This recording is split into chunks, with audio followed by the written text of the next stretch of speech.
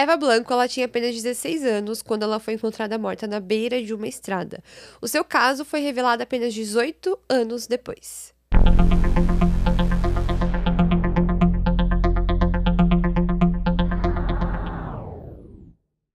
Começar o caso de hoje, muito prazer, meu nome é Mayara Failassi, sejam bem-vindos ao canal Estante de Mistérios, onde falamos sobre casos criminais reais, teorias, coisas misteriosas. Então, se você gosta desse tipo de conteúdo, já sabe, já se inscreva aqui no canal, deixe o seu like, compartilhe esse vídeo nas suas redes sociais, e é isso, espero que vocês gostem do caso de hoje. Eva Blanco Puig, ela nasceu no dia 17 de fevereiro de 1981 na Espanha. Ela tinha 16 anos na época do caso. Ela era uma adolescente normal, que gostava de estudar, praticar esportes e ficar com seus amigos. Ela morava com seus pais. O seu pai era motorista de caminhão. Ela tinha uma boa educação e era uma filha muito dedicada. Eva era uma adolescente que ela tinha acabado de sair de um relacionamento, então ela estava numa fase bem triste, bad vibe da vida dela. E no dia 19 de julho de 1997, para que ela pudesse se sentir melhor, alguns de seus amigos foram até a sua casa e pegaram ela para que ela pudesse ir jogar tênis. Depois que eles saíram da quadra de tênis, eles foram para uma discoteca. A Eva foi para essa discoteca com todos os seus amigos, mas quando foi mais ou menos umas 11h30 da noite, ela decidiu que era hora dela ir para casa. Essa discoteca não era longe da casa dela. Ela iria voltar caminhando com uma de suas amigas. Uma de suas amigas acompanhou ela até metade do caminho, que era um terreno baldio. Quando era mais ou menos 11h45, essa amiga foi para um lado e a Eva foi para o outro, e então ela nunca mais teve notícia da Eva, porque naquele dia a Eva não chegou em casa. A Eva, ela tinha uma educação muito exemplar e ela era muito obediente aos seus pais. Todas as vezes que ela saía, ou que ela ia para alguma discoteca, ou saía com seu ex-namorado, ela sempre tinha horários para voltar para casa, e os horários que os seus pais determinavam para que elas chegassem eram meia-noite. E naquele dia, 11h45, foi a última hora que a sua amiga viu a garota, mas quando deu meia-noite, ela não voltou para casa. Os seus pais achou aquilo muito estranho porque a sua filha nunca demorava para chegar do horário combinado. Eles esperaram alguns minutos, mas nenhuma notícia, nenhum sinal da Eva. Padres começaram a fazer ligações para alguns de seus amigos e todos falaram que ela tinha saído daquela discoteca. Inclusive, eles chegaram até a conversar com a garota que acompanhou ela até a metade do caminho e disse que elas foram até a metade do caminho juntas e que a Eva seguiu o caminho dela para casa e que a garota seguiu o caminho dela para casa dela e que depois nunca mais teve notícias da Eva. O pai da Eva, então, muito preocupado, ele pegou o seu caminhão e ele, junto com o sobrinho, saiu ao redor da cidade para procurar a filha, para procurar a garota. Foi para lugares que ela geralmente frequentava, chegou aí para discoteca, chegou aí perto da casa do ex-namorado. Enfim, ele foi em todos os lugares que ele sabia que a filha frequentava para tentar encontrar a garota, mas nenhum sinal da adolescente. Logo depois de algumas horas, ele foi até a delegacia para falar sobre o desaparecimento da filha, mas as polícias, eles não deram atenção, eles disseram que ela não havia sido desaparecida horas o suficiente para ser dada como desaparecida, que ela era uma adolescente de 16 anos e que era muito comum naquela época as adolescentes na idade da Eva usarem drogas e dormirem em calçadas, e provavelmente na manhã seguinte ela seria encontrada bêbada ou drogada em algum lugar e voltaria para casa. Só que o pai da garota conhecia a filha, sabia que ela não usava drogas, sabia que ela não bebia e achava aquilo um absurdo a polícia não querer relatar o desaparecimento da filha e nem sair na cidade à procura da garota. Tanto que ele saiu de novo à procura da filha pela cidade e ele chegou a voltar mais ou menos umas 10 vezes durante a madrugada na delegacia, extremamente irritado porque a polícia não queria ajudar ele a buscar, a encontrar a garota. O corpo da Eva foi encontrado no dia seguinte por 2 residentes idosos da cidade às 9 da manhã, ao lado de um canteiro de obras de estradas entre Belvis e Jarama, a 6 quilômetros da onde ela morava. Os moradores pensaram que a princípio ela poderia ter sido atropelada por um carro, mas quando chamaram o guarda civil, notaram que a vítima estava deitada com o rosto virado para o chão e que ela havia sido esfaqueada várias vezes nas costas, provavelmente enquanto tentava fugir do seu agressor. O corpo estava vestido com uma calça jeans, suéter escuro e botas de montanha que Eva usava quando ela saiu de casa naquele dia. com apenas uma manga de sua jaqueta tirada. Tanto o assassino quanto a vítima foram assumidos como tendo chegado de carro naquela área. De acordo com a polícia, tanto o assassino quanto a vítima chegaram de carro ao local onde o corpo dela foi encontrado.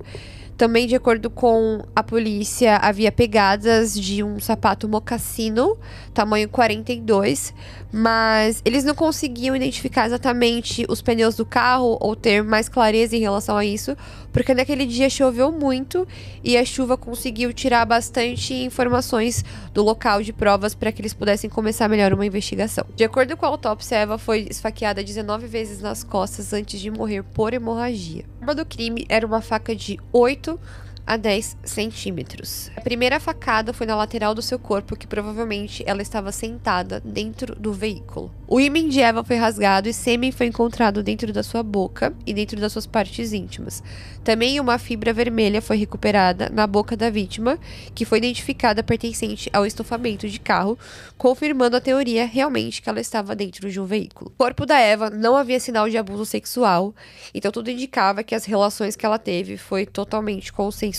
Dentro disso, a polícia tinha uma hipótese que provavelmente ela conhecia a pessoa que ela estava dentro do carro, que ela teve essa relação sexual, mas que provavelmente aconteceu alguma discussão ali enquanto eles estavam juntos que acarretou a morte e o assassinato da Eva. O primeiro suspeito foi o ex-namorado dela, porque ela tinha acabado de sair de um relacionamento, mas depois que a polícia tomou o depoimento desse rapaz, ele tinha um álibi, então imediatamente ele foi tirado como suspeito desse crime. O ano era 1997, eu já falo sempre aqui no canal que na década de 90 não tinha muita tecnologia, a perícia não tinha muita tecnologia, nem em relação a DNA, a sistema da polícia. Então o caso ele acabou sendo arquivado por falta de provas. À tona só depois, em 2007. No ano de 2007, um perito reexaminou a evidência de DNA encontrado no corpo de Eva e concluiu que o DNA encontrado em seu corpo pertencia a um homem de descendentes não europeus. Em 26 de abril de 2013, um programa investigativo transmitiu o caso de Eva e logo em seguida uma mulher entrou em contato com a emissora para fazer um relato. Ela disse às autoridades que havia visto um homem suspeito no canteiro de obras por volta das 8 da manhã, no dia em que o corpo da Eva foi encontrado. Ele andava na chuva sem guarda-chuva, parecia que não tinha dormido durante a noite e estava procurando algo antes de entrar num carro que era um Renault branco. A polícia considerou o depoimento confiável, em partes porque o Renault branco havia sido relatado por outras testemunhas na época do caso, ao longo dos anos, e o modelo era compatível com a fibra recuperada no corpo da Eva. No final de 2013, uma nova revisão de DNA de sêmen apontou para um homem de descendência norte-africana. A polícia solicitou mais ou menos 300 norte-africanos residentes na cidade em 1997 para fornecer amostras voluntárias. Um homem chamado Shelty, que era um ex-morador do bairro onde Eva morava, partilhou o seu cromossomo Y com mais de 97% de DNA nuclear com o do assassino. Isso só era possível se ambos os homens fossem parentes ou irmãos.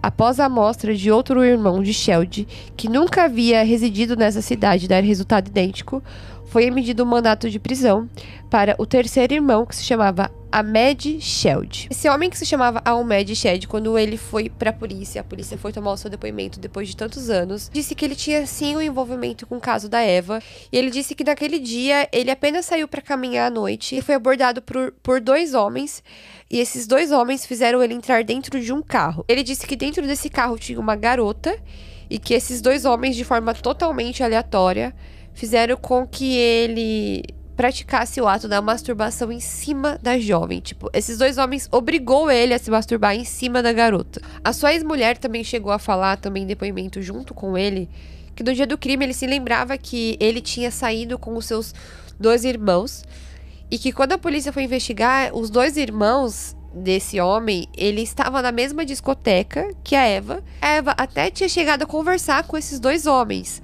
Ou seja, esses dois homens que estavam dentro do carro, que ele disse que ele foi obrigado, apunhalado a se masturbar em cima da garota, eram seus próprios irmãos. Hamed Shed, ele foi preso e ele ficou sob custódia esperando seu julgamento.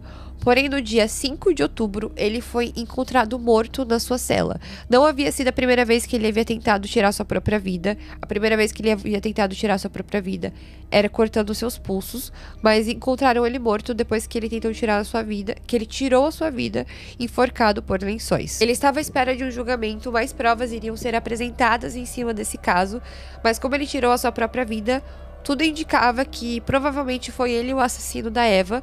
Não se sabe o real motivo e não se sabe verdadeiramente o que aconteceu naquela noite, mas que o DNA dele estava no corpo da garota, então provavelmente ele era o assassino. E ele não foi julgado, não se sabe realmente o que aconteceu naquele dia. E independente do que ele tenha feito, ele não pagou na justiça pelo seu crime e tirou a sua própria vida. Esse foi o caso da Eva. Esse caso foi indicação de um seguidor lá no Instagram, Instantes de Mistérios. Então, se você tem um caso que você queira indicar aqui pro canal, pode me mandar lá no Instagram ou deixa aqui nos comentários do vídeo, que eu já falei lá que os casos que vocês indicarem pra mim, tanto lá quanto aqui, eu vou fazer questão de trazer aqui no canal. Então, muito obrigado pra você que indicou esse caso. Eu trouxe aqui pra você. E se você é novo por aqui, já sabe, se inscreva no canal, deixe o seu like, compartilhe esse vídeo nas suas redes sociais. E é isso. Um beijo pra vocês e até o próximo vídeo. Tchau!